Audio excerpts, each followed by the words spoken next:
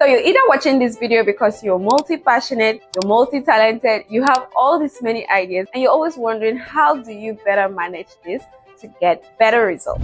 Hi, my name is Victoria Collins. I'm a marketing professional, a creative founder, and I also belong to the same WhatsApp group of multi-passionate people, and I'm here to basically just like share my own story.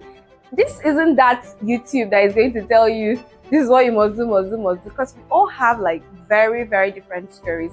But I'm going to be sharing mine and hoping that as you listen, probably you're able to gain clarity, find insights, probably see a part of your journey in the pieces of my story, and just make better decisions in general. All right, so let's get started. And I'm going to be sharing my story using these 4 outlines. You know, it's a chit chat, so I do not want to go overboard. And these 4 outlines also represent like the 4 strengths I have that has helped me manage all the multi passion that I have, and it's still helping me as I proceed. So the first one would be having clarity. Let me give you guys a little bit of backstory. I have always known that I'm a very multi-passionate person. So back in secondary school, I'm that girl that would go for both science and arts competitions. So I'm representing my school in a science competition, a math competition, or a debate competition. And I did excellently well in all of them. So yes, I knew that I had multiple passions at that time. So at the time where I was getting into senior secondary school, which is high school, particularly in my school, you get to choose and major in a particular field when you're going to SS2. So we had majorly like science class, art class, and commercial. I trust this is like was obtainable in most secondary schools in Nigeria, maybe even as of now. So then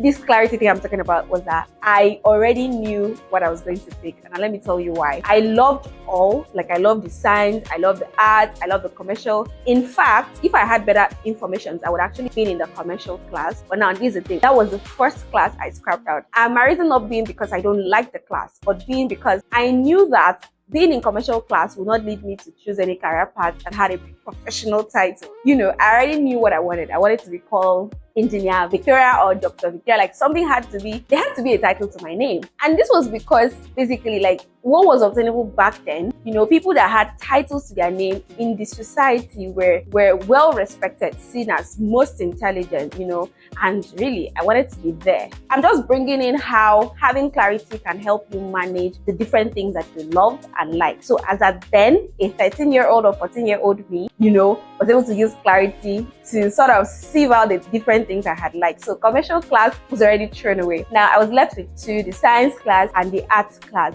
And for the art class, even though I was very passionate about like journalism, media, I just knew I was not going to do it because nobody was going to call me journalist Victoria, right? I really enjoyed public speaking debate. So I just felt like, okay, I think I have this naturally, so I'm not going to go for this. And because secondly, the only course, right, that would have given me a title was law. And I didn't want to be a lawyer because my understanding of lawyers was that you have to always be in between conflicts. You always have to be around where there's trouble. And I grew up in a very conflict-free environment. So I was not going to go near that, you know. Funny enough, I'm married to a lawyer today, so I wish I had known better. Maybe I would have still done law. Anyways, that was how I was able to take out arts class, and I was left with science. And that was how I became a science student. So here I was in science class, and a time came for me to pick a career path. I'm not one of those people actually that studied whatever. I chose what I wanted to study. So I was very very clear like that. So you know how people just say, I want to be a doctor, I want to be an engineer. They just know. Me, I could have been anything. So I had to just use clarity and information and to be able to like find a path and feel very comfortable at the decisions I had made at the time. When I weighed the options, being a medical doctor, being an engineer, don't forget by this time I've actually reduced it to just these 2. I was not like, okay, for medicine, I didn't like the sight of blood. Secondly, I felt doctors were so busy. Maybe the doctors around me, I knew they were so busy, you know, no family time. And I was like, how am I going to cope with this? Plus the fact that I had another passion, guys. Like I knew I wanted to do something related to media, speaking, whatever. I mean, that's why I have this YouTube channel. I was just like, I'm not going to pick this whole doctor thing. And I was going to do engineering. So now let's get to why I chose engineering for 2 major reasons, right? I already knew the type of engineering I wanted to do. And that was because of like a school project I had done. And I really loved it. Transforming plastic to fuel, and I wanted to be like among the thought leaders who would probably bring this innovation to life in Nigeria. That was one reason. And because I already knew this type of engineering, and I also picked it because I felt, based on the information I had also gotten at the time, that petroleum engineers, they work offshore, onshore, they had weeks off. This was the exact experience I actually had during my IT. So guys, I wasn't actually wrong. But then I picked petroleum engineering, and I was like, okay, this would actually give me time to do media stuffs and also have time for my family. And that was one of the things that Clarity helped me do. Sieving through all the different career paths and finally picking something that at the time I felt was what I call the best decision for myself. So guys, when I sit back to look at the 13-year-old me who was actively making all these decisions for myself as someone who enjoyed to do literally everything in school, I'm very proud and happy for those moments. But one of the things that stood out for me was the fact that I was clear on a lot of things because I was curious. And my clarity or my decisions were also based on the amount of information I had at that time. I am very sure if I had more information, I would have also made other decisions. So one thing I want to say is, if you're multi-passionate, multi-talented, in fact, let's just even say multi-love to do everything, I just believe that having clarity is a good step. If you're watching this, and I'm going to go broad a bit aside from maybe like career path and talk about for people that are trying to even start up a business. Let's say Mary is watching, John is watching, Paul is watching, you love to dance, you love to act, you love to maybe cook, you even love to sew, have all these different things. I mean, it's important to just bring them all together, ask as many questions as you can, and that's also going to be based on your lifestyle, based on what you want. And when you're able to answer them, it gives you like a better ground to sort of know what to lay back and want to get started on. So that's it for like the first guide I talked about. So guys, don't forget, this is just my story, and I believe like you can draw something from it. Now, the second point here, I would say I have always been very daring, and I'm going to bring a story to that. So you guys remember, it's a link of my first story. I wanted to be a petroleum engineer. Obviously, I got into school. I graduated as a petroleum engineer. I even did internship in an oil and gas company, but I did not take that path further. Also, it wasn't easy to just get a job with that profession, and so I had to quickly begin to like search other parts of my passion. And then, because obviously there's a place of passion, talent, and then all of that coming together to help you make a livelihood. So I had to start searching for what was next for me. But I sort of just knew that if I don't get this oil and gas job, then there had to be something. So I started pursuing like that journalism thing I talked about. And then, so when I went for interviews, people always ask me, what do you study in school? I'm like, petroleum engineering. They're like, you didn't even study English or mass comm. So you can imagine how chaotic that whole experience was. But then I was daring enough to like keep pushing and keep finding. I mean, those doors did not open, but I kept on like searching through like what are the other things I could do. I sort of knew that I needed to learn a skill just so that in case I couldn't get a job, I had something that was going to sustain me at the time. So after I had tried the whole journey of trying to figure out how I could be an OAP, at the time, and it wasn't working, I would do like auditions on social media back then and just send to some radio stations. It didn't work. I was like, okay, it's time to also learn other skills. I had different passions. I had even sewn a clothes somewhere here. This cloth, I made it just by watching a YouTube video. It was the first time I had made a dress just by watching it on YouTube. I had learned how to bake a cake. I had, I also had an opportunity to learn photography. So I was just at that time, in terms of skill set, trying my best to pick up interesting skills that had to do with creativity and just helping me express myself as a person. I also explored events, which I started a small company somewhere. I put the flyer somewhere here, right? I had also learned design at the time. So I was really all over the place, guys. But then when service was over and I was just trying to like really figure out my life after taking a couple of, I would call them hustle jobs, because a job that you really do without having any career path. I call it hustle job. So after doing like hustle job for a couple of months and just saying, you know what, if I need to get my career going, it's either I'm doing my career or I'm doing a business. And also this also came from a place of I had very supportive people around me who also encouraged me to push on with my skills and probably create a business from that as well. So I had to sit back with all these skills. I remember having a conversation with my husband. Then he was just my boyfriend, and I was just like, I could do this is funny. But then, and this guy also encouraged me, because somebody would say I'm looking for an event planner, and he'd be like, I know somebody. That was me. I'm looking for a designer. He say, I know somebody. That was me. So I explored all these different things. I had this ushering service, I had graphics, I had, photography. I was just doing them by the side. I did all these things. But when I was about to, get started properly and come out and announce that, oh, this girl that did engineering, is now doing this business, I had to pick something and make it very public. And so I picked photography. Guys, it was a very, funny moment for me, because a lot of people would make jokes on me. Some of them would watch this video and just be like, you that graduated with engineering, now photo you did do. So it was a lot of things for me, coming from a place where I was not going to, run a business at that time, because I just, like, fresh graduate, I was expecting to have a job in what I studied. My field of study is very niche. I'm supposed to be in oil and gas. But here am I telling people that, oh, I'm a photographer. People made fun of it. Oh, you're doing photo, friends, relatives, a couple of things. But I was daring enough to just be like, look, I know I'm trying to also make money, but aside that, I enjoy doing this, and I'm going to do this regardless, while waiting to see if there was going to be a break from my petroleum engineering career. So yes, be daring enough. Honestly, guys, I would share my daring stories in 2 parts: starting up a business while I was waiting for that career to come, and that never came. And also, even 4 years into building my business, I decided to take a step, because I've always wanted to be a career woman, and start a new career. Oh yes, I did.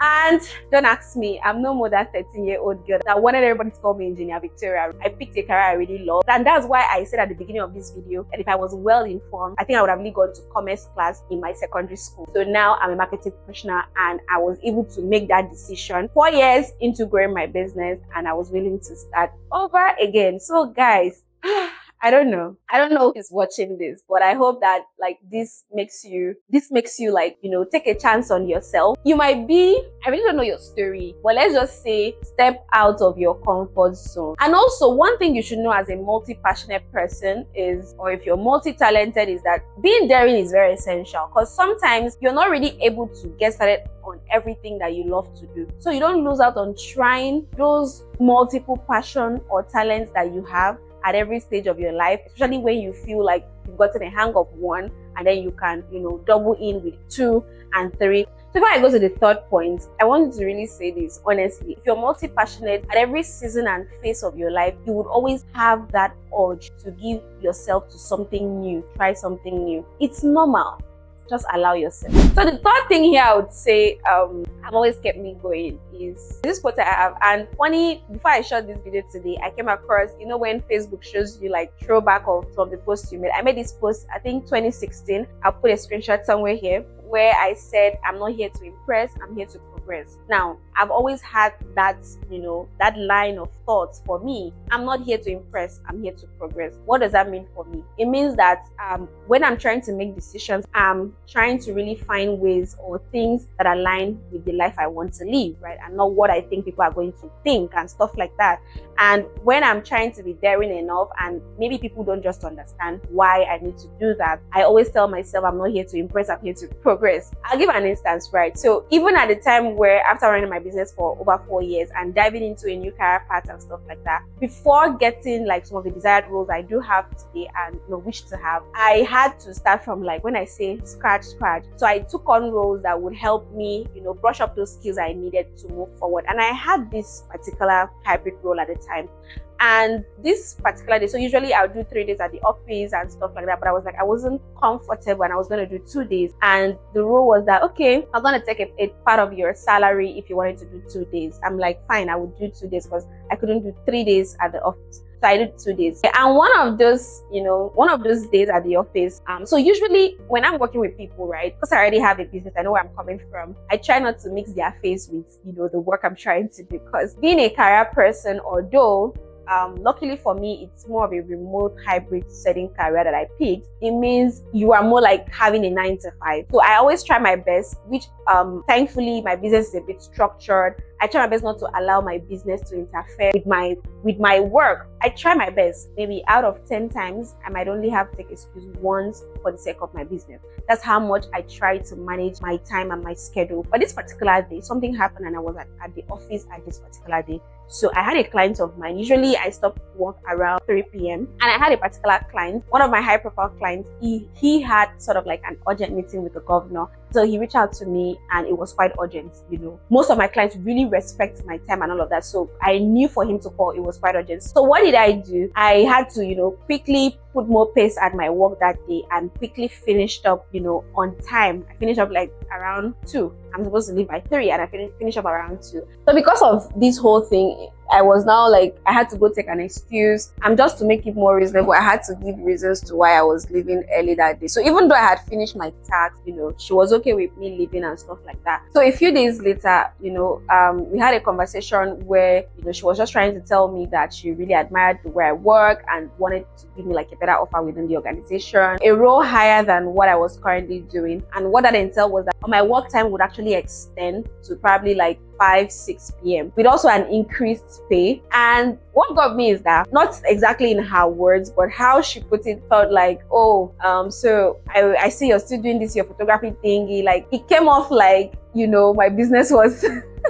was just a thingy, and at that point I didn't know how to explain myself. Like, I'm not trying to stop my business because I'm doing this. When that conversation came up and it was like, oh, what do I give you so that you can like stop that your thingy, at that point I didn't know how to explain that I'm not just doing this for the money. I'm doing this because I'm passionate, because I was very dedicated to my work. It was funny because, the salary that I was being paid in an entire month to work there, I made it that exact day, like in a 3-hour, booking that I had.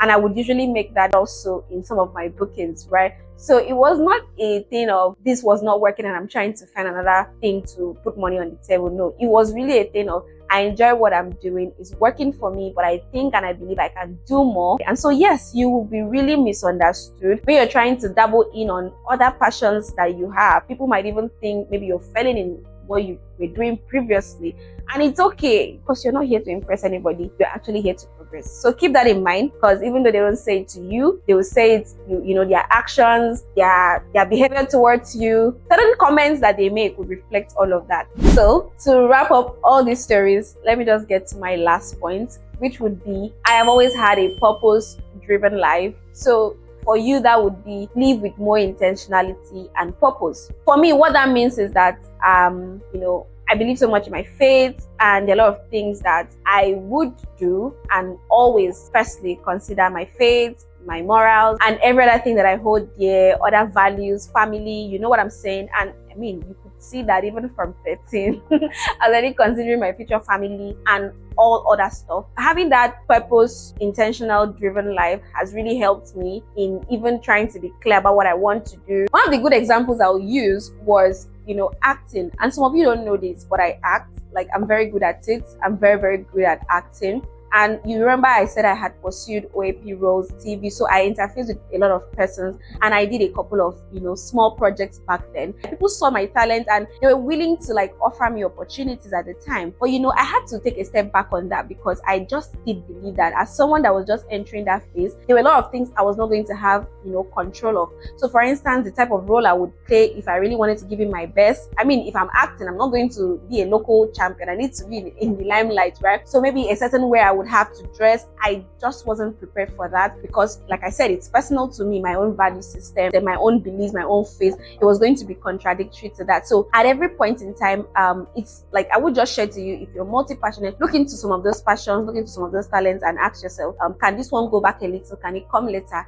Right now I feel like I'm in a better place if these opportunities come to me to be able to select and handpick the project I want to work on, or even in a better space to even start my own project. For me, having that purpose-driven and intentional life or living has also helped me to manage the multiple talents that I have, the multiple skills, the multiple interests, in a way that makes me feel fulfilled at every point in my life, making sure that I'm utilizing the best of me, knowing that there's still tomorrow, by the grace of God, to do more with all that I have. So if you're multi-talented, you want to be able to manage these things or these skills, your talent and passion at every stage of your life, and feel wholesome. And I hope that these stories I've shared, I hope that this video, you're able to really pick something from it. And instead of just shying away from the grace and the beautiful gifts that you have, instead of seeing it as an overwhelming situation, you can better manage it at every point in your life. Feel happy, explore better, and be the best version of yourself. A little bit about myself. My name is Victoria. Like I said earlier, I'm a marketing professional. I work with B2B, B2C,